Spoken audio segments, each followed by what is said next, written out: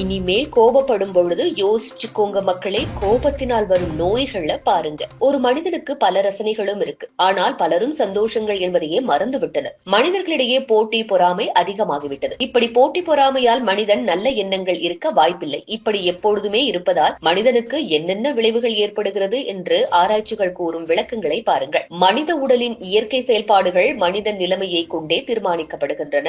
நமது மனதில் எழும் ஒவ்வொரு எண்ணமும் நமது உடலில் எவ்வாறு செயல்பட வேண்டும் என்பதை அறிவுறுத்துகிறது. நம்மில் பலர் உணராமலேயே மனதில் உருவாகும் கெட்ட எண்ணங்கள் மற்றும் மனக்கோளாறுகள் மூலம் நம்மை நோய்களுக்கு ஆளாக்கி கொண்டே இருக்கின்றோம். பொறாமை, கர்வம் போன்ற குணங்கள் மூளை பாதிப்புகளை ஏற்படுத்துகின்றன. பக்கவாதம், நினைவாற்றல் குறைபாடு போன்றவை இதன் விளைவாக வருகிறது. கவலை மற்றும் துயரம் வயிறு சம்பந்தமான பிரச்சனைகளை அதிகரிக்க செய்கிறது. வாந்தி, வயிற்றுப்போக்கு, எரிச்சல், அமிலத்தன்மை ஆகியவை தொடர்ச்சியாக ஏற்படுகிறது. தூக்கம் மற்றும் மன அழுத்தம் சுவாச கோளாறுகளுக்கு காரணமாகிறது.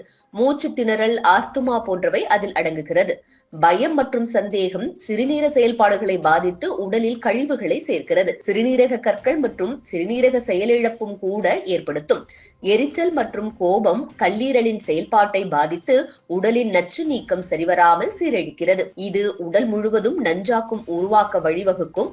இவ்வாறு மனிதன் நிலைமை காரணமாக ஏற்படும் அனைத்து உடல் பாதிப்புகளும் குறைவாக இருக்க வேண்டும் என்றால் மன அமைதியும் மகிழ்ச்சியும் அவசியமாகிறது. மன அமைதி இல்லாமல் வாழ்வது உடலை நிலைக்குலைய செய்கிறது. அமைதி, மகிழ்ச்சி, நிதானம் போன்ற நல்ல குணங்கள் உடலை மீண்டும் இயற்கை நிலைக்கு கொண்டு வரும் ஆற்றல் கொண்டவை.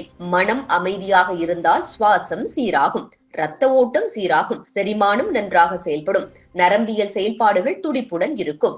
இதனாலேயே நோய் எதிர்ப்பு சக்தி பலமாகி எந்தவித நோயும் தாக்க முடியாமல் காக்கும். இதற்காக மனநிலையை கட்டுப்படுத்திக் கொள்வது மிகவும் முக்கியம்.